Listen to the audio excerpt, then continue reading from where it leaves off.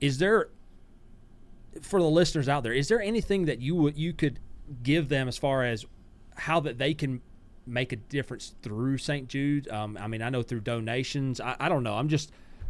I want to highlight St. Jude's a lot in this conversation. I think it's and when I'm anytime I give a stat, I want to preface it by saying things change. Yeah, absolutely. But one of the stats that I had seen that that has always impressed me is I think it's about 91 to 92 cents of every single dollar goes to the research. Yeah. And something that people should know too is we're not just treating kids in Memphis, Tennessee. Right. Yeah. So I go every single year. Hopefully we start going a couple times, but we go to the Partner Summit. That's where companies like Dollar General, that's a big St. Jude. We go down there and we brainstorm about what is our paths look like for raising money this year. How are we going to handle that? So they're all all those companies are down there raising money to ensure that no kid ever has to pay for treatment. No kid ever has to pay for housing. Their families, the transportation, fuel and things like that are paid for. But where I was headed with that, being down there with those folks at the Partner Summit, they announced St. Jude Global.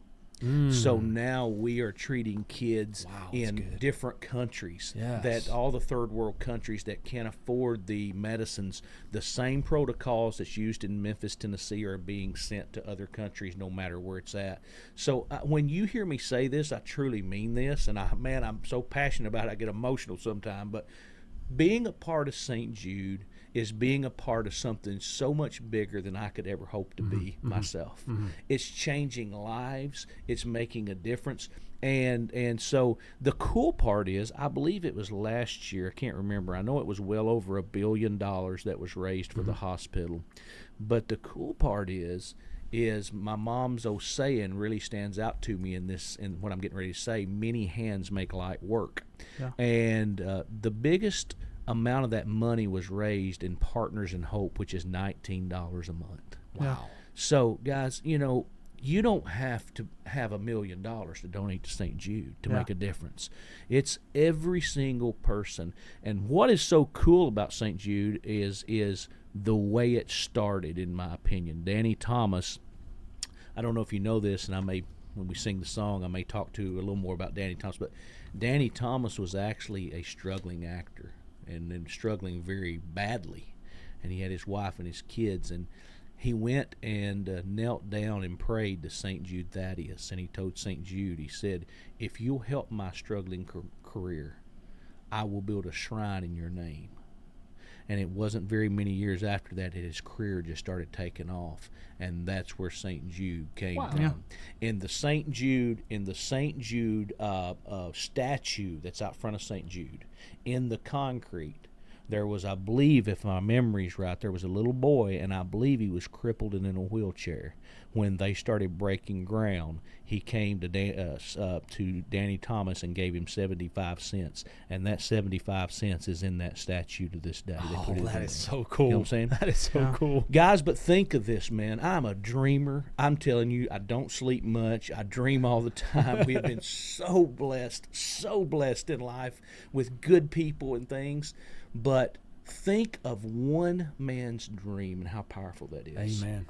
That we are treating kids all around the world.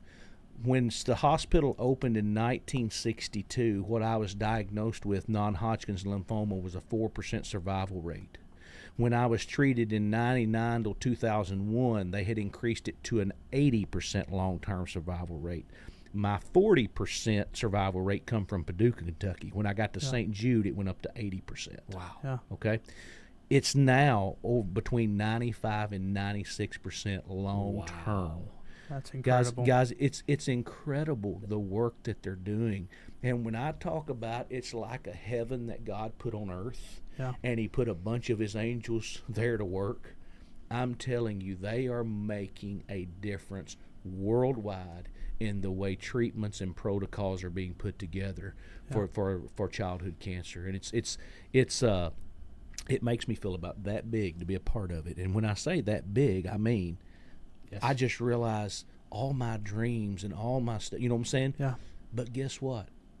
If Danny could wake up today and come back to life, I know he'd be so proud, Yes. and I know he'd be so blown away that in one of his worst times of his life, struggling, he made a promise that he kept, and look at that promise and what it's became. I would say that St. Jude, and I may be wrong with this, but if you take families across America especially, that there's probably every single person knows of someone that St. Jude has affected in a positive way. I have a cousin that just recently went through it, and they talk about how St. Jude changed their life, not just from the standpoint of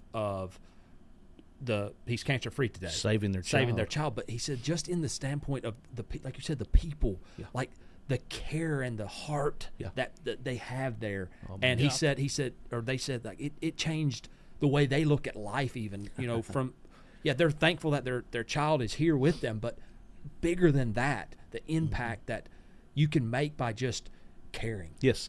There's an old saying says, once a St. Jude child, always a St. Jude child. Yeah. And that is the truth. Let me tell you what they do for me to this day. To this day, they send me, it's called aftercare. They send me aftercare dates, and I go back and they scan me from the top of my head to the bottom of my feet. They do everything they can, making sure that any treatments I received out of those 120 chemotherapy treatments, any treatments I received during that time, if something affected my heart, my lungs, my liver, they are critiquing that drug today to make sure children being taken the research